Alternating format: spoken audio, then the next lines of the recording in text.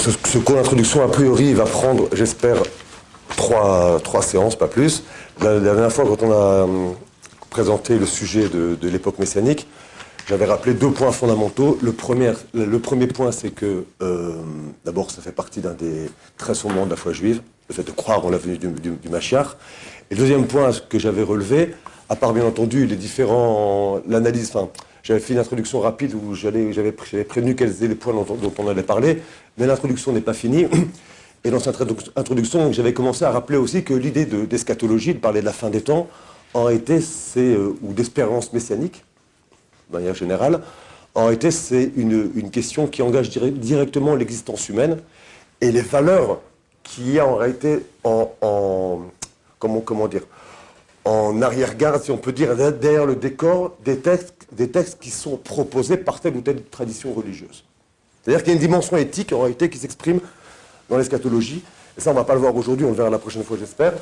Ça veut dire qu'en réalité, en ce sens que tout ce qui se trouve, justement, dit de près ou de loin dans les textes qui parlent du Mashiach et de la fin des temps, mais on ne va pas parler de... Encore une fois, on ne va pas parler des textes des autres, on parle de nos textes à nous. Même dans nos textes à nous, tout ce qui est mis en évidence, en réalité, ce sont des choses qui parlent d'une réalité historique qui aura lieu. C'est le premier fondement de la foi juive, le 12e fondement des 13 fondements, donc le premier point que je vais aborder. Mais ça signifie aussi que ça nous engage dans l'existence présente à vivre le dévoilement messianique. À vivre déjà dès maintenant, en réalité, l'idée de la révélation. Parce que l'apocalypse en grec, c'est que ça signifie, pour ceux qui n'ont pas fait de grec, c'est que ça signifie une révélation. Or, cette révélation, pour nous, elle n'est pas... C'est vrai qu'elle est dans le temps futur. C'est une évidence. C'est un des principes de la foi. Mais en réalité, c'est ça le ridouche, la nouveauté, on peut dire, l'aspect à l'avant-garde du judaïsme, justement, c'est que de dire cette révélation, elle est déjà maintenant tout de suite. C'est-à-dire, chacun doit la vivre à l'intérieur de lui, dans les limites de son existence. Comment ça s'exprime ? Ça va s'exprimer par une lecture, justement, de ce que signifie le Yemot HaMashiach, l'époque messianique. On va en parler. Qu'est-ce qui se passe, le fait que, justement, que... Non, mais dans les massés, comment dans moi, dans ma vie, ça me... Alors, justement, je te dis, à partir du moment où je fais une lecture des textes qui me rapportent un jugement moral, pour le dire rapidement, une dimension éthique, qui s'adresse à moi personnellement dans mon existence présente, alors effectivement, si je lis par exemple qu'à l'époque messianique, le loup et l'agneau vont vivre ensemble, ça veut dire que chez moi aussi, je dois pouvoir faire vivre le loup et l'agneau chez moi, ensemble. Que mon Yetzer Hara, disons le loup, celui qui veut dévorer la dimension animale qui est en moi, je puisse faire en sorte qu'elle puisse vivre, exister avec ma dimension élokite, qui est la dimension, si on peut dire, de l'agneau, la dimension de l'âme, de la Neshama. Et ça, c'est donc le yesod même de la Avodat Hashem. Parce qu'on va voir, une fois plus, afin de mettre un terme à toutes ces discussions, on ne parle pas, il faut que ce soit bien clair que c'est ça le ridouche, une fois plus l'avant-garde du judaïsme, et ce sur quoi je vais essayer de travailler pendant toutes ces séances, mettre en évidence qu'on ne parle pas d'un futur qui doit être. C'est sûr qu'on parle de ça. Mais ça, on ne saura jamais ce que c'est, et le Rambam, on va le voir aujourd'hui, si on a le temps, le dit clairement dans l'Ilchot Melachim. C'est pas le problème, c'est pas notre sujet. Comment ça va se passer, qui va se passer. Ok, ben alors on a des textes. Ces textes parlent de l'événement messianique. Ces textes parlent de la fin des temps. Ces textes parlent de la guerre de Gog ou Magog, et ainsi de suite. Alors comment je traduis ça, moi, dans mon existence présente? Si j'ai bien compris, c'est pas toujours à l'époque que nous, spécifiquement, on est en train de vivre. Même il y a 3 millions, ça doit être. Oh, voilà, exactement. Même il y a 3 millions. Alors maintenant, c'est sûr qu'aujourd'hui, comment dire, il y a aussi, ça c'est une grosse question. Parce que lire... Je ne suis pas en train de faire maintenant de dire que la Torah c'est une métaphore, que ce sont en fait des choses qui n'ont pas vraiment de rapport avec le monde réel. Encore une fois, ce sont des textes qu'on va lire uniquement sous la forme d'une métaphore, je ne sais pas moi, psychologique ou morale, comme je le propose. C'est qu'en réalité, on va être confronté à une question, c'est que le temps juif c'est 6000 ans. Il y a 6 jours d'histoire, il y a Shabbat. Pendant 6 jours de la semaine et Shabbat, il y a 6000 ans d'histoire. Donc, à un moment donné, effectivement, on sait que les choses, elles vont se produire. Donc ça, effectivement, par rapport à ta question, le fait que les événements puissent être lus aujourd'hui de manière récurrente autour de l'idée de dévoilement messianique, ça en fait un sujet médiatique, n'est-ce pas? Par exemple, cette chose-là, elle a toujours été vécue, seulement à chaque fois, dans chaque époque, d'une manière qui était peut-être moins prégnante, moins pressante que la manière dont nous le vivons, nous, aujourd'hui, dans notre génération. Mais on ne va pas dire qu'il y a 50 ans, quand il y a eu on en reparlera aussi un petit peu après, c'est aussi un point que je voulais aborder aujourd'hui, c'est pas grave, je vais plus vite grâce à la question. On ne va pas dire que ce qui s'est passé il y a 50 ans, il y a 60 ans, quand les Arabes ont encerclé Jérusalem, toutes les armées arabes, il y avait les Anglais qui avaient levé les bras, qui laissaient voir comment ça allait se passer, et que les Juifs qui étaient encerclés, enfermés dans la ville sainte, je peux vous dire qu'eux, ils ont cru à Gog ou Magog. C'est barreau. Alors quoi? Et donc on va plus y croire, moins y croire. Donc c'est sûr qu'il y a des degrés. De la manière, la guerre du Donbass, la fameuse guerre du Donbass, ça date, j'ai vu ça aussi un petit peu, enfin j'ai préparé aussi là-dessus. C'est-à-dire que ce qui se passe aujourd'hui avec la Russie, l'Ukraine, c'est pas nouveau non plus. Le Donbass, c'est une région d'Ukraine. Tout ça, c'est pas nouveau non plus. C'est toute la région, en fait, là-bas où il y a la Crimée, et ainsi de suite. Le Gandovina, je voulais en parler de ça aujourd'hui. Bon, il me reste le temps nécessaire, mais ça veut dire effectivement que pour revenir au principe même de cette lecture des textes messianiques, l'avant-garde, le chidouche de la Torah, c'est de dire que l'espérance messianique, c'est vrai que c'est quelque chose qui fait partie des 13 articles de foi, c'est-à-dire que donc c'est une exigence de la conscience, mais qui m'oblige, moi, aujourd'hui, à lire les choses dans une réalité présente. Pas voir, ok, maintenant, j'ai plus rien à faire et venez, madame, vous confesser. Non, c'est pas ça. On n'en est pas là. Au contraire, Chas Shalom. C'est ni un maktoub, ni quelque chose dont je peux me débarrasser par confession. C'est quelque chose qui m'oblige dans l'existence présente de chaque instant, qui engage mes libertés. Et ça que Sartre, j'ai parlé la dernière fois, Sartre avait vu. Dans un fameux discours qu'il a eu avec Benny Lévy, à la fin de sa vie, c'est ça qu'il a vu. Le fait que l'espérance messianique, ce qu'il appelle la finalité juive, en réalité, c'est une dimension morale avant tout, qui s'exprime à moi tout de suite, pas... Voilà, ça c'est fondamental. Je crois que c'est un point fondamental sur lequel on reviendra tout le temps, et que je voulais rappeler donc, dans cette introduction. Donc maintenant, là, ce deuxième cours, dans cette deuxième introduction... Ah oui, je voulais rajouter cette idée aussi, parce que je trouve qu'elle est intéressante, c'est-à-dire que dans cet ordre d'idées, aussi pour mettre... Donc, ce que je dis, c'est que l'eschatologie parlait de la fin des temps, du Messie, tout ça, triatémétine, des choses qu'en fait, qui doivent arriver, qui doivent être. Donc, l'Apocalypse, cette révélation qui va être dans le futur, et qui fait partie, donc, une fois plus, des 13 fondements, des 13 articles de foi du credo du judaïsme. Malgré tout, ça exprime forcément, nécessairement, pour tout homme, pas uniquement pour le juif. Mais c'est comme ça que nous aussi, on va devoir lire maintenant ce qui se passe ailleurs. Comment un chrétien, comment un musulman, il va parler de lui de la fin des temps. À partir de valeurs qui sont des valeurs morales, humaines, ici et maintenant. Parce que, c'est ça que je voulais vous dire, comment on pourrait, j'ai écrit comme ça, comment pourrait-on honnêtement espérer le dévoilement messianique, sauf bien sûr à être un amalécite, quoi, ou une ordure de premier ordre, quoi, si en même temps on agit au quotidien dans la contradiction la plus totale de ce qui est l'idéal de l'homme, quoi.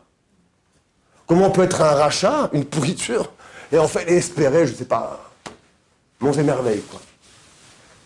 Il y a quelque chose qui ne va pas. On est d'accord. Voilà quoi, moi, comme je vois la lecture, et je crois que c'est la lecture authentique des textes du messianisme juif, c'est-à-dire un discours qui s'adresse à moi, d'abord. Pas quelque chose que je mets dans une case et j'arrive à vivre avec ou pas, en fonction de mon réveil sur le moment, quoi. Non, ça ne marche pas comme ça. C'est vrai qu'à de temps en temps, Hachem, il nous réveille, de manière violente même, pour nous rappeler à ça. Et pour nous rappeler justement que nous, on ne doit pas vivre dans des chimères, on n'a pas le droit de vivre dans des rêves, on n'a pas le droit. On doit vivre dans le réel. Et ce réel, comment je vais le lire, ce réel, avec la Torah qui est un moré derrière, la Torah qui est donc ce texte-là, cette révélation qui m'enseigne comment je dois me conduire dans ce monde-ci. Allié des mitzvot, Torah mitzvot, mais allié des aussi Ben Adam Lachavero. Et c'est ça la Torah du Messie. C'est une dimension de fraternité humaine. Et c'est ça qu'ils ont tous récupéré. Enfin, chacun à sa sauce, quoi. Ok. Donc ça, c'était le premier point que je voulais rappeler avant de commencer. Donc c'est ce deuxième cours d'introduction sur l'événement messianique. Alors, et la fin des temps.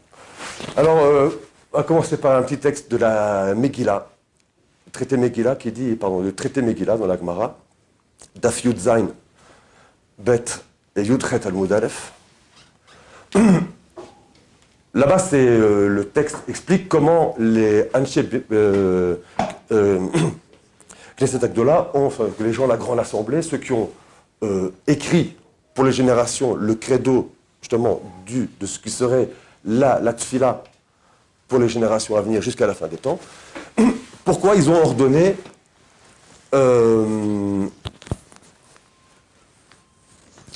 les tfilotes, les brachot, pardon, de l'Amida dans ce sens-là. Voilà, bon, je prends au milieu du texte parce que c'est les questions qui nous intéressent. Qu'avait-il à l'esprit, donc, les hommes de la Grande Assemblée lorsqu'ils ont fixé la mention du rassemblement des exilés, donc Kibbutz Galouyot, après la bénédiction sur le temps, Birkat Hashani? C'est la question que pose la Gemara. Si la Gemara, elle répond parce que c'est écrit, et vous, montagne d'Israël, je ne dis pas le passouk en entier dans Yecheskel, c'est Yecheskel 36, 8, et vous, montagne d'Israël, offrez vos branches et vos fleurs, apportez-les à mon peuple, Israël, parce qu'ils sont sur le point d'arriver. De là, la Gemara, elle apprend, qui aurait été dans un autre endroit dans Sanhedrin, elle apprend de ce passage, je vous dis tout de suite parce que c'est pour ça que c'est intéressant, dans Sanhedrin Daf Pezain Amud Aleph, la Gemara, là-bas, elle apprend que de ce verset, on voit que lorsque la terre d'Israël donnera ses fruits, donc à nouveau, elle sera ensemençable, ce qui n'a pas été le cas pendant de longues années, avant le retour donc, des Juifs sur leur terre dans les années 50 du siècle dernier.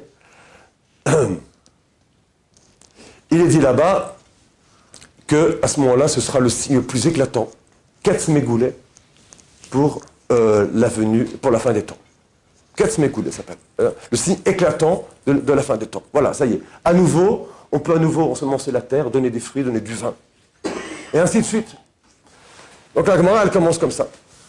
Donc pourquoi il a été fixé le retour des exilés juste après la Birkat Hashanim? Parce qu'il est écrit effectivement dans la bénédiction sur le temps, offrez vos branches, montagne d'Israël, et vos fleurs, apportez-les à mon peuple Israël, parce qu'ils sont sur le point d'arriver. Donc effectivement, quand les fruits arrivent, ils sont sur le point de rentrer, les exilés. Et c'est ce qui s'est passé, effectivement. Et une fois que les exilés ont été rassemblés, c'est le jugement des impies qui vient. Juste après, dans le Shemona Esrei, juste après, on dit, on fait la Mechiyat des Rechaim. Okay? Là-bas, il est dit, je ramènerai, parce qu'il est dit, je ramènerai ma main sur toi, je t'épurerai à la manière de la Kali, je te purgerai de tout alliage, c'est un passage dans Yeshaya, dans Isaïe 1, 25, et qu'il est écrit aussi, je ramènerai tes juges comme autrefois, et tes conseillers comme avant. Voilà, ça en fait, pardon, c'est pas sur le jugement des impies, c'est pas la Mechiyat HaRechaim, pardon, c'est sur le Mishpat. Ici, vient ensuite la Mechiyat des Rechaim, donc la destruction des fauteurs, vient juste ensuite, parce qu'il est dit, donc on a la Birkat Hashanim, le retour des fruits en Eretz Israël, 2, le retour des exilés, 2, la mise en place de Baté Dinim, Kaniré, comme ça il faudrait dire les choses, 3, le fait qu'effectivement les fauteurs ensuite vont disparaître et les délateurs, ainsi qu'il est écrit.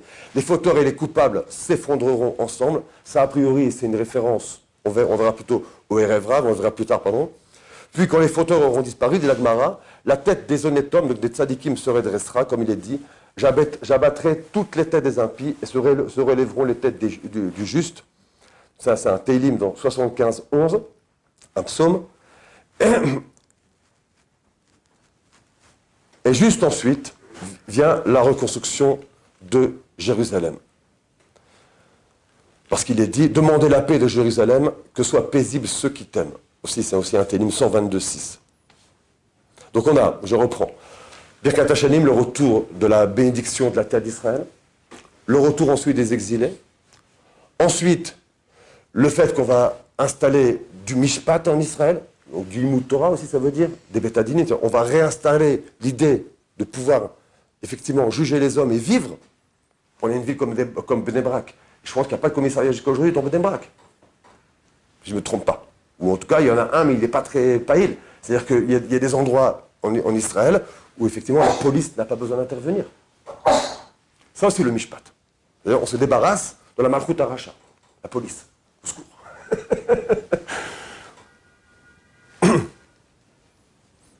La Agarve, c'est intéressant de voir comment nous, la disparition de la police dans l'âme Israël, elle s'exprime sous une forme, donc on n'en a pas besoin, alors que chez d'autres, en particulier ceux qui scandent l'apocalypse, la disparition de la police, ça se fait par une guerre contre la police. Toujours fac de police, ainsi de suite, quoi. Toujours, c'est l'idée de, on fait une guerre contre la police, c'est l'idée d'une rébellion. Non, il n'y a pas d'une rébellion. C'est-à-dire le jugement de l'impie, le jugement du rachat, la malroute à rachat, ce qu'on appelle, elle s'effondre d'elle-même. Parce qu'on n'a plus besoin de la police. Donc après les Batélinim, donc viennent effectivement maintenant la disparition des vrais fauteurs. Ça, ce sera, une fois que la Torah aura pris sa place effectivement suffisamment dans les consciences pour que le rêve puisse disparaître. Ensuite, les justes pourront enfin se dévoiler. On saura qui ils étaient, parce que c'est comme ça que ça fonctionne. Et ensuite seulement vient Yerushalayim, la construction de Jérusalem. Et ensuite, d'après la Gemara, une fois de plus, dans Megillah, Yud Zayin Amud Bet, ensuite, après que Jérusalem sera reconstruite, David surgira, comme il est dit, une fois que les enfants d'Israël reviendront, ils réclameront l'Éternel leur Dieu, et David leur roi, ils accourront le cœur ému auprès de l'Éternel et de sa grâce à la fin des temps. Ça, c'est un passouk dans Oshéa 3, 5. Et la Gemara continue, et une fois que David Améler vient après donc la reconstruction de Jérusalem, vient alors la prière, ainsi qu'il est écrit, je les amènerai sur la montagne de mon sanctuaire et je les réjouirai dans la maison de ma prière. C'est un passouk dans Yeshaya 56, 7. Et une fois que la prière, c'est intéressant de voir que la prière, elle arrive après le dévoilement messianique. Et une fois que la prière fait son apparition, c'est au tour du service, la avoda, donc le Beth Amikdash, d'approcher, comme il est dit, lorsque leurs holocaustes et leurs autres sacrifices seront les bienvenus sur mon autel. Donc ça aussi, c'est toujours dans Yeshaya 56, 7. Et maintenant que le service est revenu, demande la Gemara, le remerciement enfin peut arriver. On peut enfin être modé Hachem, la Toda'a. Comme cela est écrit, celui qui offre un sacrifice de remerciement m'honorera. Ça, c'est dans les Teilim. Voilà, tout ça, c'est ce que dit la Gemara dans Megillah, Yud Zayin Amud Bet, Yud Chad Amud Aleph. Alors, on voit que, et je vais finir avec ça parce que le temps l'oblige, on voit que dans la Gemara, la tradition a fixé un ordre qui est très précis. Cet ordre, il pose problème, bien entendu, on ne va pas en parler maintenant, il pose problème. Mais toujours est-il qu'en tout cas, on voit qu'il est évident, pour la tradition donc, du Talmud, donc il y a 2000 ans, il est évident qu'il y a un processus qui se dit à la fois de manière historique, mais qui se dit, et c'est aussi, toujours, je vais toujours revenir là-dessus, préparez-vous, qui se dit aussi de manière donc individuelle, subjective. Parce que la tfila, c'est aussi, l'eit palel, c'est aussi se mettre en situation vis-à-vis d'Hachem. Donc ça veut dire que toutes ces situations-là, elles doivent aussi naître en moi, et c'est ça, un dévoilement messianique qui est dit ici, dans la Gemara, sous la forme d'un processus qui éclaire non seulement l'histoire, et qui éclairera l'histoire à la fin des temps, de Karov, mais qui, avant tout, doit éclairer la conscience individuelle. Juive, bien entendu, parce qu'elle s'adresse d'abord à la tfila du juif, mais, et c'est aussi pour ça qu'on se donne ce cours de manière publique, elle s'adresse aussi à toute conscience, à l'universel, elle s'adresse aussi, chacun à sa place. Et ça, c'est pour ça qu'il est intéressant de voir que le shalom est fondamental. Voilà, la prochaine fois, on va s'arrêter là pour aujourd'hui. La prochaine fois, on va prendre cette fois-ci dans les textes, là où il est question de manière plus ou moins ou allusive ou au contraire de manière très expressive de la venue du Messie, que ce soit dans la Torah où il y a 3 textes essentiellement qui sont repérables, et après dans les prophètes, on verra, il y a beaucoup de références, et ensuite on reviendra donc dans le texte des Rishonim pour savoir c'est quoi ce credo effectivement donc, du judaïsme, ce qui s'appelle cette obligation de croire en la venue du Mashiach, et même s'il tarde à venir, d'y croire à chaque instant.